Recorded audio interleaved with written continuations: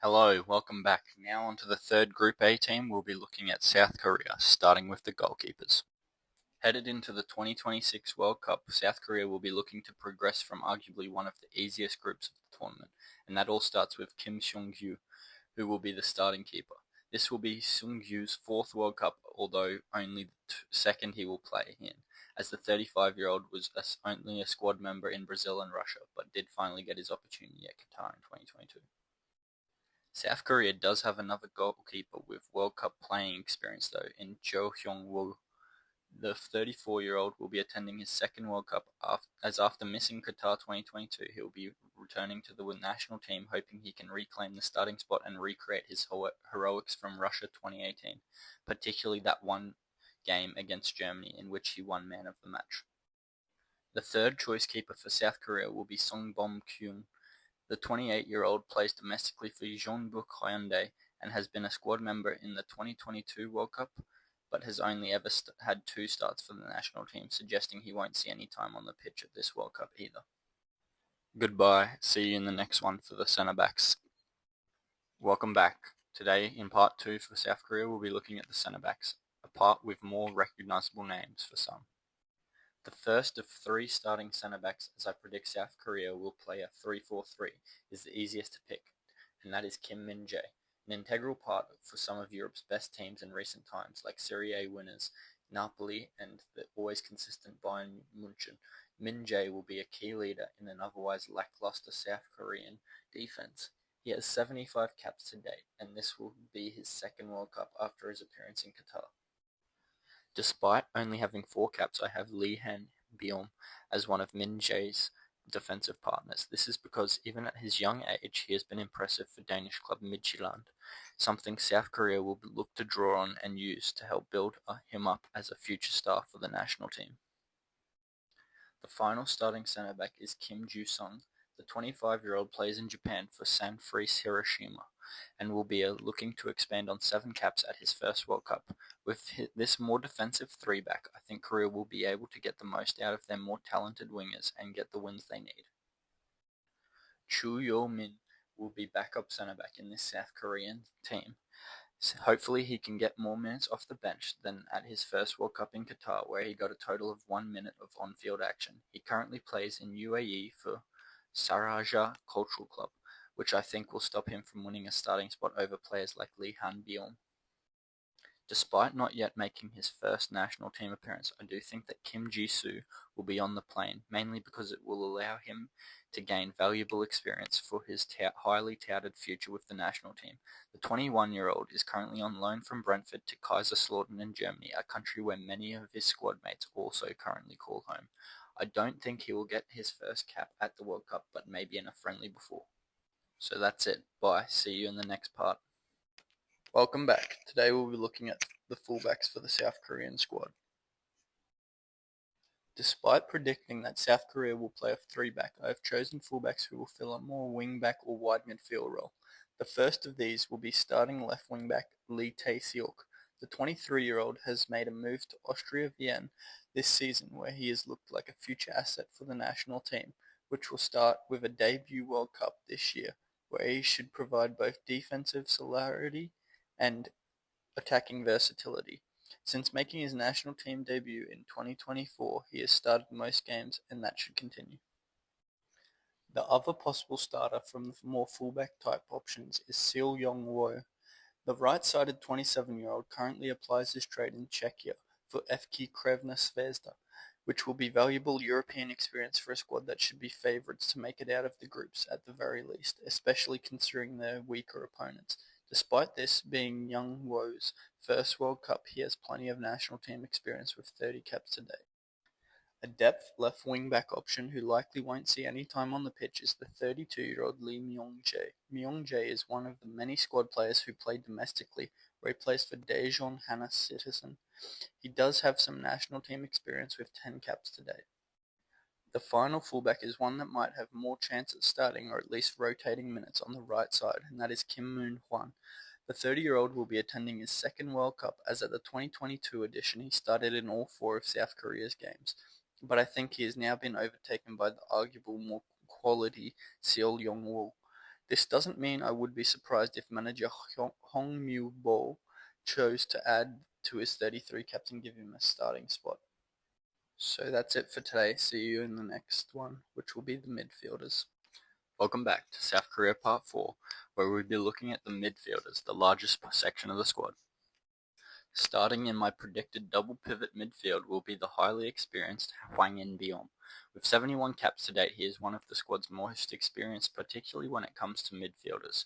He currently plays at a very high level for Feyenoord in the Eredivisie, which important European experience for an always dark horse South Korea. The defensive-minded In-beom did play in all 4 games for South Korea in Qatar 2022 and seems to be one of the manager's favourites to help support a back 3 defensively. My second predicted but not personal choice starting midfielder for South Korea will be Paik Song-hyo.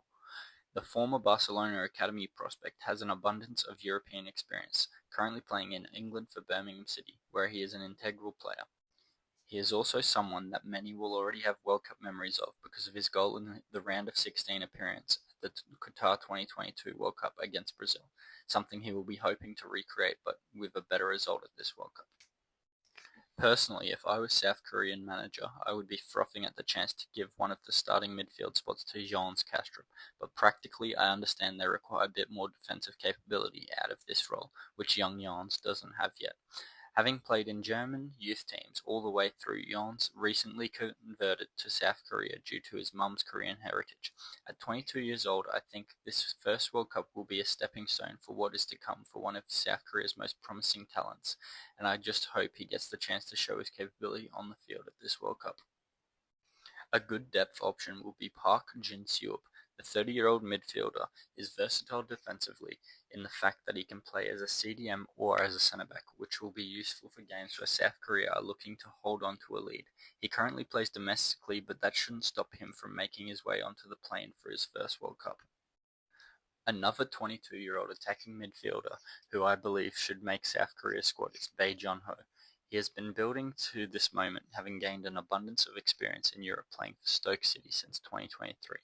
I think Jun-ho will be an important substitute to try and take the game to teams or when looking for a goal, which is why I have him coming on the plane to his first World Cup. The last midfielder I have on the plane is Won Do-jae. Despite playing in what is a heavily disrupted part of the world at the moment in the UAE, I think Corsican's Do-jae has done enough to earn a squad role for South Korea. I don't see him getting any minutes unless there are major defensive injuries, but that doesn't mean that his spot is any less valuable. There's not many people can say they've been a part of a World Cup squad, but he can. So that's it. See you next time. Hello, welcome back to part 5, where we'll be looking at the wingers for the South Korean squad. Arguably South Korea's most famous product of all time, Son Heung-min will start at his most likely final World Cup. The 33-year-old is South Korea's all-time appearance leader and is only 4 goals shy of the tied top goal scorer position as well, which is a possibility of being achieved at this World Cup, especially with a player of his quality and the opponents he is facing. Recently making a move to LAFC in the MLS, Son's career is winding down, so he'll be looking to end it on a high note by taking South Korea far, maybe even to another semi-final like in 2002, which he obviously wasn't involved in, but is still South Korea's best performance. The former Under-20 World Cup Golden Ball winner Lee Kang-in will be utilised on the right wing, even though for club he is usually deployed in a more central midfield role. One of South Korea's most important players, he will be looking to draw on his wealth of big game experience despite only being 25, as he is a current Champions League winner with club PSG. This will be his second World Cup, as at the 2022 edition he started in all 4 games and even managed an assist in a win against Ghana. On the backup side of things, Swansea City's Eum Ji-sung will be a versatile attacking substitute for South Korea. With only 6 caps to date due to the quality he is behind, the 23-year-old is most likely not going to see the field, but there is every chance he is used as a substitute at some stage due to his versatility across both wings.